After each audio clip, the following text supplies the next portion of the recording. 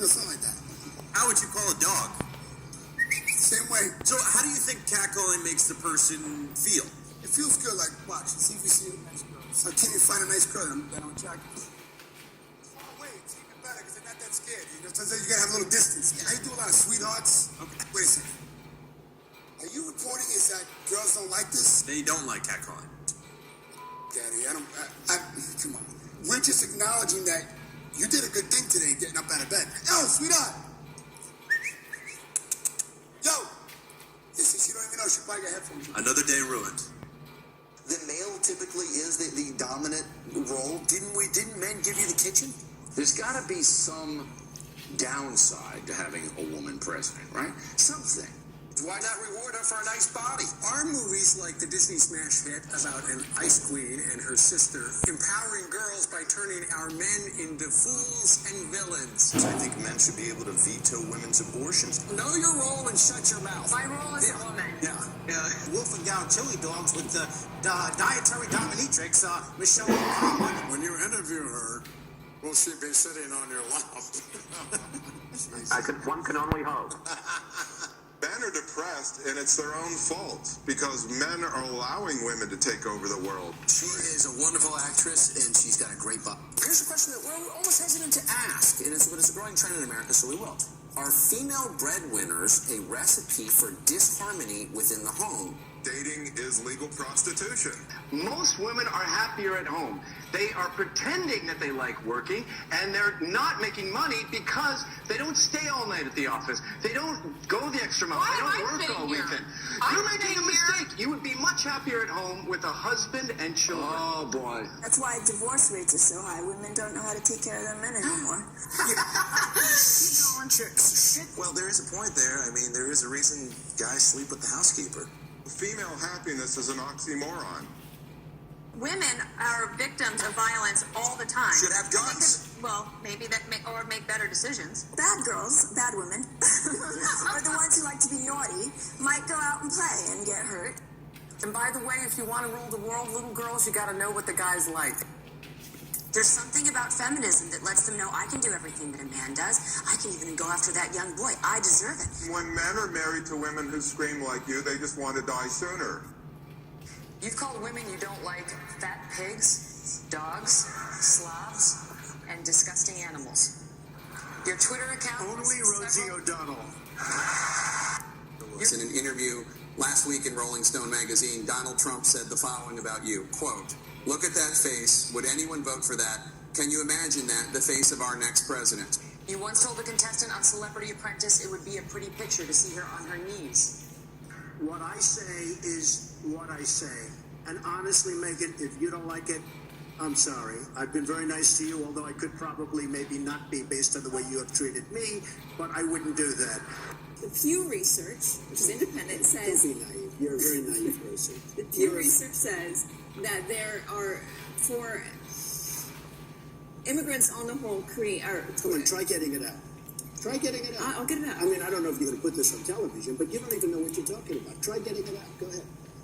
Immigrants commit less crime than U.S.-born citizens. Given punishment for abortion, yes or no, as a principle? The answer is that there has to be some form of punishment. For the woman? Yeah, there has to be some form. I don't think Ivanka would do that inside the magazine, although she does have a very nice figure. I've said that if Ivanka weren't my daughter, perhaps I'd be dating her. You know? I said, you're telling me you've met a girl, she's a 9 hot, and she's like a 2 or a 3 crazy. He said, yeah, man, I like her a lot. I said, you should be careful. That's a dude, you're talking to a tranny.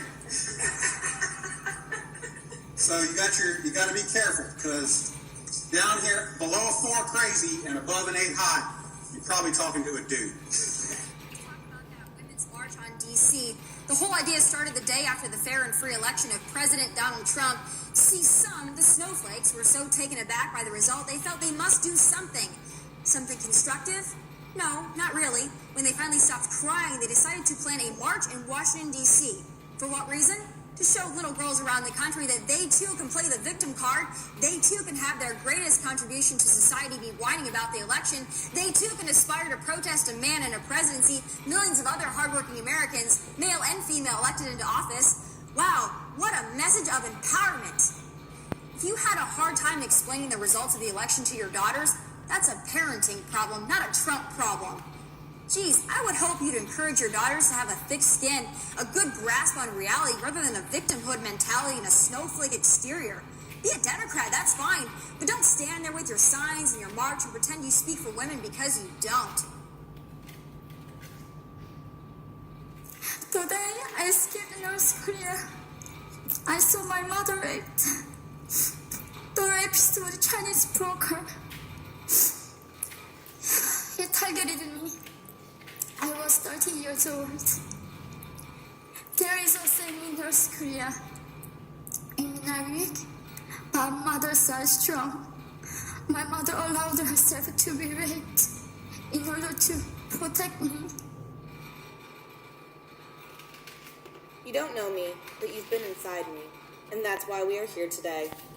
On January 17th, 2015, I made silly faces, let my guard down, and drank liquor too fast, not factoring in that my tolerance had significantly lowered since college. The next thing I remember, I was in a gurney in a hallway. I had dried blood and bandages on the backs of my hands and elbows. A deputy explained that I had been assaulted. When I was finally allowed to use the restroom, I pulled down the hospital pants they had given me, went to pull down my underwear, and felt nothing. I looked down and there was nothing. The thin piece of fabric, the only thing between my vagina and anything else, was missing, and everything else inside me was silence. I still do not have words for this feeling. I stood there examining my body beneath the stream of water and decided, I don't want my body anymore. I was terrified of it. Who had touched it? I wanted to take off my body like a jacket and leave it at the hospital with everything else. This is how I learned what happened to me. Sitting at my desk, reading the news at work. I learned what happened to me the same time everybody else in the world learned what happened to me. He had taken off my underwear. His fingers had been inside me. I don't even know this person. I still don't know this person. I kept reading. In the next paragraph, I read something I will never forgive. I read that according to him, I liked it. I liked it.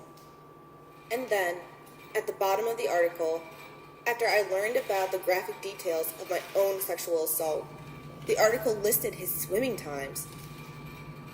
The night after it happened, he said he didn't know my name. He said he wouldn't be able to identify my face in a lineup. Sometimes, I think, if I hadn't have gone, this never would have happened. But then I realized it would have happened, just to somebody else. You cannot give me back the life I had before that night. You have no idea how hard I have worked to rebuild the parts of me that are still weak. To girls everywhere, I am with you. On nights when you feel alone, I am with you. When people doubt or dismiss you, I am with you. You are powerful, and nobody can take that away from you.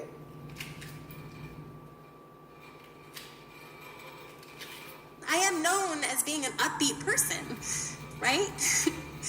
But I'm not always. And I started to think, maybe I'm just being really unfair on myself. You know, I don't always have to be upbeat and positive. And to expect that of myself it isn't fair.